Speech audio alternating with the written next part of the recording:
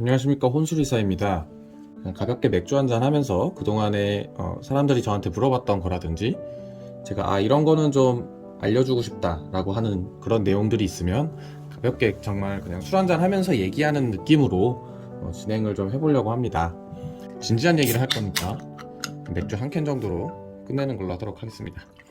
이 잔은 제 구독자 선생님께서 선물로 보내주셨습니다. 이렇게 드링킹 닭이라고 이렇게 적혀 있더라고요. 정말 감사하게 잘 사용하도록 하겠습니다. 자, 오늘은 저한테 자주 여쭤보는 것 중에 전신 마취랑 수면 마취가 뭐가 다른지, 근데 맛있다. 뭐가 다른지, 전신 마취랑 혹은 척추 마취랑 선택을 하라는데, 특히 이제 산모님들 선택하라고 하죠. 그럴 때 이제 뭐가 좋냐, 아니면 뭐 마취는 이제 다 같은 거 마취 아니냐, 뭐 마취과 의사가 뭐 하는 사람들이냐, 뭐 약간 저희 아버지는 그러더라고요. 그냥 마취라는 거 하고 그냥 노는 거 아니냐. 그래서 이번 기회에 이제 마취라는 것에는 어떤 종류가 있고, 혹시 수술을 받는 경우가 있다면 나는 이제 무슨 마취를 받는구나 라는 것 정도를 아실 수 있게 간단하게 좀 설명을 해보려고 합니다. 우선 그 마취는 크게 네 가지 정도로 나눌 수가 있을 것 같아요. 그래서 전신 마취, 그리고 부위 마취, 수면 마취, 국소 마취 정도로 해볼 수 있을 것 같고요. 참고로 지금 제가 하는 얘기는 어떤 교과서를 제가 겁나게 뒤져서 막 하는 게 아니라 그냥 그동안 제가 공부하면서 정리했던 내용 그냥 하는 거라서 조금씩 틀릴 수는 있는데 크게 벗어나지는 않을 거예요. 나름 전문의 딴 지 얼마 안 돼서 아직은 머릿속에 좀 남아 있거든요.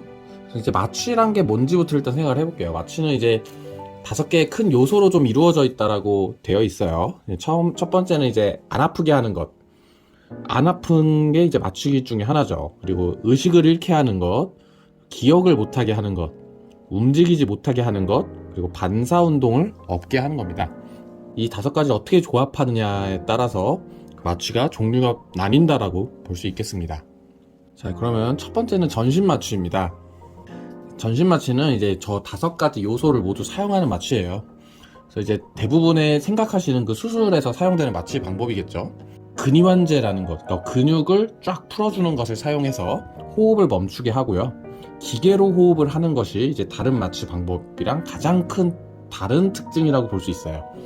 그래서 수술을 받아보신 분 중에서는 이제 수술 끝나고 이제 숨을 크게 쉬어야 된다는 소리를 많이 들으셨을 거예요. 혹은 수술 이제 마취 시작하기 전에 숨 크게 쉬라는 얘기도 들으실 텐데, 이제 전신 마취를 하고 나면 폐가 찌부러져요. 이걸 아텔레타시스라고 전문 용어로 하는데, 폐가 찌부러지기 때문에 열이 나는 경우가 있습니다.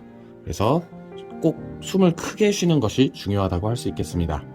그래서 과정을 보면은 이제 이 라링고스코프라는 도구가 있어요. 이게 라링고스코프라는 걸 이용해서 이렇게 성대, 보컬 코드를 볼 수 있게 만든 다음에 전신 이완제를 주고 이런 튜브를 꼽습니다.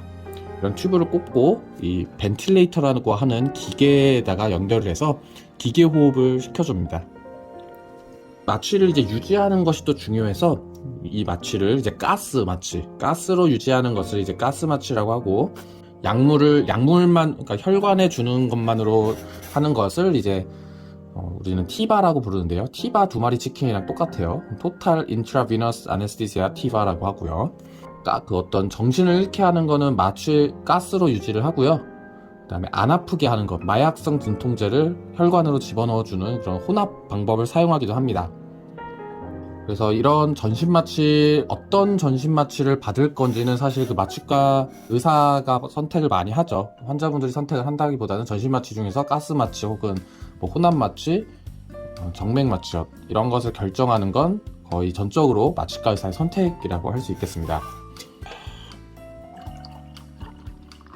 두 번째는 이제 부위 마취라는 게 있어요. 그래서 이거는 이제 안 아프게 하는 것이 크게 가장 그 요소 중에 많이 작용하는 마취 방법이고요. 종류에 따라서는 움직이지 못하게 하는 것도 있습니다. 그래서 이 부위 마취에는 크게 척추 마취, 경막의 마취, 말초 신경 차단으로 나눌 수 있어요. 이제 3가지 모두가 그 피를 묽게 한다는 혈전 증제, 안티코아귤런트, 보통은 이제 아스피린, 플라빅스, 와파린 이런 거 드시고 계신 분들은 일정 기간 동안 끊고 진행을 하는 마취 방법이에요. 근데 이게 전신 마취에 비해서 심장이나 폐, 혈관 관련 부작용이 적다라는 장점이 있어서 특히 노인분들, 심장이 안 좋거나 폐가 안 좋거나 하시는 분들한테 사용을 많이 하고 있죠. 근데 첫 번째로 척추 마취, 이제 하반신 마취라고도 불리는 것을 보면 대부분 이제 산모님들 제왕절개하거나 고관절 수술, 하반 수술, 항문 수술 할 때 사용이 많이 됩니다. 이건 이제 척추뼈 사이에 있는 척수강이라는 곳에 약물을 주입해서 마취를 진행을 하게 돼요. 요거를 하면은 이제 한 3시간 정도는 아픈 거를 못 느껴가지고 수술이 끝나고도 한동안 좋다라는 것도 있고요. 근데 이제 단점으로는 이제 허리 찌를 때 아무래도 그냥 전신 마취는 그냥 자고 일어나면 되는데 허리 찌를 때 좀 아플 수가 있고요. 한 번에 시술이 잘 안 될 때도 있고요. 그리고 이제 한동안 다리를 못 움직이는 경우도 있어가지고 뭐 한 몇 시간 동안 계속 누워 있어야 하는 경우도 있고 뭐 소변이 안 나오는 경우도 있어요. 뭐 근데 그런 건 금방 사라지니까 너무 걱정하실 필요 없고요.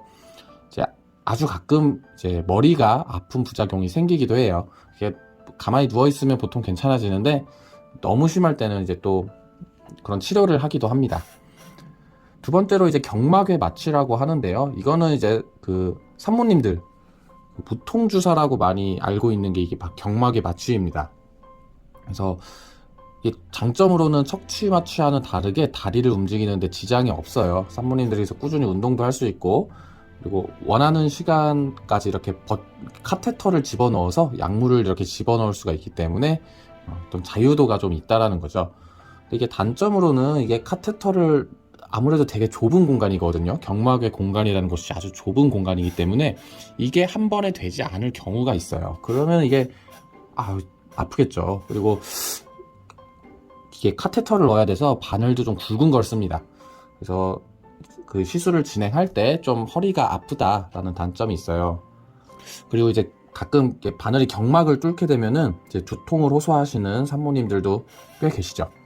세 번째로는 이제 말초신경 차단이라는 게 있습니다. 요거는 대부분 정형외과 수술할 때 많이 사용합니다. 이게 손이나 발, 어깨, 팔꿈치 등 사지 부분에 수술할 때 사용하는 경우가 많은데요. 초음파로 이렇게 원하는 신경을 찾아가지고 그 신경만 딱 차단을 시켜주는 거예요. 내가 마취가 필요한 부분만. 그래서 이거는 이 다양한 신경에 대한 해부학적 지식과 어떤 약물을 주입하는 기술이 있어야 돼서 어느 정도 마취에 숙련된 사람, 이런 사람들이 좀 진행을 하게 돼요. 장점으로는 아무래도 그 부분만 마취를 하니까 몸에 부담이 좀 덜 하겠죠. 그리고 통증이 없는 시간이 전신 마취는 깨고 나면 바로 아픈데 이거는 그래도 한 6시간 정도는 덜 아파요. 이제 단점은 시술할 때 또 이제 바늘을 찔러서 조금 아플 수도 있고요. 뭐 정말 흔하지 않은데 신경에 이게 약물이 다 퍼지지가 않아가지고 수술 중에 가끔 통증을 느낄 수도 있어요. 근데 거의 그런 경우는 없으니까 너무 걱정하지 않으셔도 됩니다. 이제 큰 카테고리 중 세 번째, 이제 수면 마취, 맥마취라고도 불리는데 이게 보통 전신 마취랑 많이 헷갈려 하시더라고요. 이제 수면 마취는 마취의 요소 중에 움직이지 못하게 하거나 반사운동 없애는 걸 안 하고요. 그냥 스스로 숨 쉬면서 수술을 진행하는 방법이에요. 그래서 이제 전신 마취는 기관삽관, 아까 말씀드렸던 기관삽관을 한다라는 게 아주 큰 특징이고, 이거는 기관삽관을 하지 않아요. 그래서 사실 가장 많이 사용되고 있는 쪽이 수면 내시경이에요. 수면 내시경에서 예전에는 이제 프로포폴 우유 주사로 유명하죠. 프로포폴을 많이 사용했는데 아무래도 이제 그런 사람이 있었더라고요. 뭐 하루에 내시경만 뭐 5군데를 돌아다니면서 내시경을 받았다. 이렇게 프로포폴 맞으려고 그런 어떤 오남용 문제가 생겨가지고 최근에는 내시경 시에는 미다졸람이라는 약을 많이 사용하고 있습니다. 그런 수면 마취를 할 때는 아무래도 기관삽관을 하지 않아도 되니까 나중에 뭐 목이 덜 아프고 그런 장점들이 있어요. 근데 이제 아주 가끔 숨을 쉬지 않을 정도로 마취가 되거나 혹은 덜 마취가 돼서 잠을 잘 못 잔다거나 기억을 한다든가 뭐 그런 단점들이 뭐 있긴 하죠. 하지만 장점이 더 부각되고 있어서 최근에는 이제 많이 더 다른 영역에도 사용을 하려고 하고 있는 분야입니다. 뭐 이제 마지막으로 이제 국소 마취. 이제 국소 마취는 그냥 간단해요. 정말 예를 들면 어디 찢어져서 응급실에 갔는데 간단하게 봉합을 한다. 이러할 때 이제 리도카인이라는 걸 보통 많이 사용하는데 그 부위에다가 찔러서 거기만 정말 딱 마취를 시키는 거죠. 간단한 봉합, 간단한 시술에 사용하는 방법입니다. 지금까지 이제 마취 종류에 대해서 말씀드렸는데요. 이걸 알아서 뭐 하나 싶기도 할 거예요. 근데 이제 가끔 지금 제 채널을 보시는 분들이 대부분 젊으신 분들이라서 수술 받을 일이 사실 거의 없겠죠. 하지만 이제 우리의 부모님이라든지 아니면 내 지인, 그리고 정말로 내가 가끔 또 수술 받을 수도 있잖아요. 그럴 때 내가 받는 마취의 종류가 궁금할 수도 있겠다라는 생각이 들었습니다. 그래서 제가 뭐 아는 대로 좀 말씀을 드렸어요. 물론 요즘은 지금 마취를 하고 있지는 않지만 그래도 저는 마취과 전문이니까요. 어느 정도 아무튼 도움이 됐으면 좋겠고, 정말 재미없는 얘기 들어주셔서 감사합니다. 다음에는 또 사실 술에 관련된 얘기를 하면 참 재밌을 것 같은데 논문을 읽으려니까 논문이 너무 많아가지고 일단 제가 아는 것부터 좀 시작을 하려고 하고 있습니다. 이런 방식의 강의가 어떤지 좀 피드백도 해주시면 제가 참고해서 고치도록 하겠습니다. 재미없는 내용 들어주셔서 정말 감사합니다. 혼술이사였습니다.